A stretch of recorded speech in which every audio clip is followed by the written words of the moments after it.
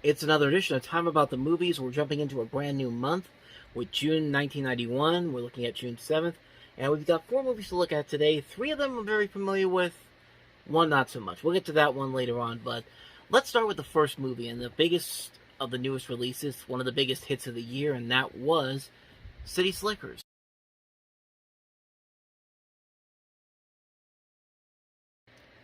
I mean, honestly, there really isn't anything more I need to say about this movie because, honestly, this is a great comedy. This is one of the great comedy classics of the 90s, and another reason why 91 was such a great year for movie comedies. This is just such a funny movie.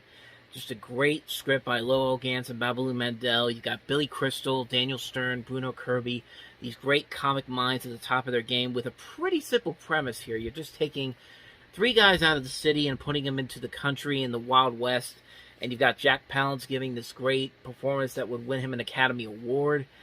The comedy still works very well. Even some of the dated stuff still works very well. The look of the film is impressive. The movie is it's just a ton of fun all around. There's so much there. The writing is so good. The comedy is well done.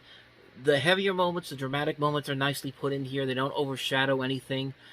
And they don't feel forced whatsoever. And it's just like, this movie just works on so many levels. It's a movie that speaks to so many generations. You can look at this movie at any point in time and just you're really convinced of what's going on in this movie. And like I said, I really don't need to say anything more about this movie. It's just a freaking fantastic movie. I love it.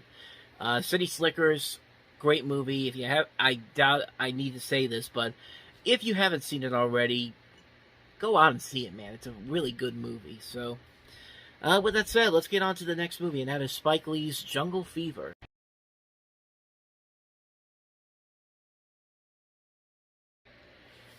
Man, that Stevie Wonder song, man, even if you don't like this movie all that much, the Stevie Wonder song for Jungle Fever at the beginning is so damn catchy that you can't help but love it. I mean, it's a great song.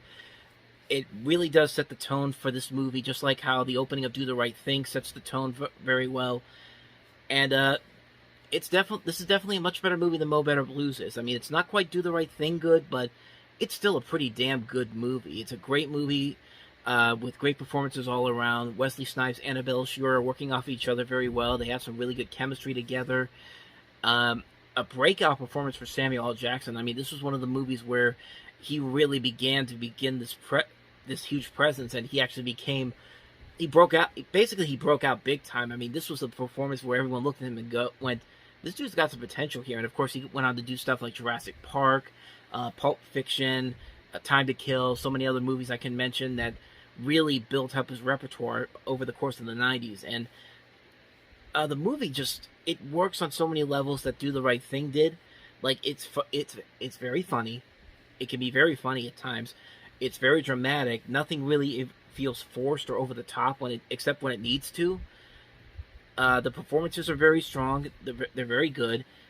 And it's a topical movie. It's still a very topical movie even to this very day. Even though we've progressed so much since then, there's still a lot of elements in this movie that still hold up to this very day. And I also like that the movie doesn't give you the typical happy ending. Like, it doesn't give you a happy ending for Wesley Snipes' character. I mean, it delivers a cold, hard truth about his situation, and I like that Spike Lee was able to do that. I like that. That's what I like most about Spike Lee, is that his ability to tell these great stories without just going straight for the happy ending, except when you really need to have it be a happy ending. But yeah, in this case, it really works. It really works to the advantage of the film. This is just a great movie all around. If you thought Mo Better Blues was definitely an under, not quite as good as the other Do the Right Thing was, this is definitely the movie that puts Spike Lee right back on top of where he was. Like I said, it wasn't as good as Do the Right Thing, but I definitely liked it a lot better than, say, Mo Better Blues. I think this is a much better movie. Can't recommend it enough. It's one of the best movies of the year. Jungle Fever. It's a great movie. So, let's go ahead and move on to the next movie, and that is Christina Applegate in Don't Tell Mom the Babysitter's Dead.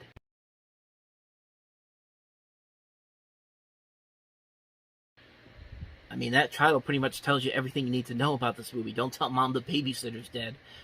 As you can see, it's kind of a mix of Home Alone meets Bill and Ted's Excellent Adventure. Why wouldn't it be? Because this is also directed by the same man that did Bill and Ted's Excellent Adventure. And then for some reason that didn't work in Go as well. I mean, it's a weird situation, but it's these elements that really come together and makes for a surprisingly sadistic and also pretty funny comedy. I mean, this is one of those movies where it's really one of those things where you have to be on the. It's not quite as stupid but smart as Bill and Ted's Excellent Adventure is, but it's a movie that it is kind of an escapist fantasy, especially for teenage girls. And when you look at, I mean, Christina Applegate really delivers in this movie. She really shows off a lot of that potential that she has as an actress that you see on Married with Children. Like she's funny on Married with Children, but here this is really a showcase for her because she's really funny in this movie. I think she gives a lot of the funnier moments in the film. She shows a lot of charisma. She shows a lot of acting abilities in this. It just works really well, and I think it's a well-made film. It's very funny. It's very dark. It's very over the top. It knows exactly what it's trying to do. And it's not doing it in like the obnoxious ways, like something like Drop Dead Fred would.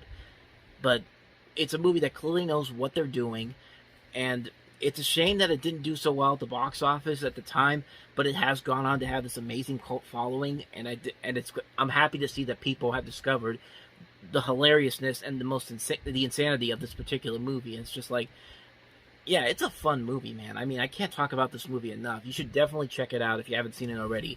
Don't Tell Mom the Babysitter's Dead. It's a perfectly fun movie. I mean, it's just so much fun on so many levels. I can't recommend it enough. So, with that said, let's go ahead and move on to the last movie, and that is Gabriel Byrne and Amanda Donoghue in Dark Obsession.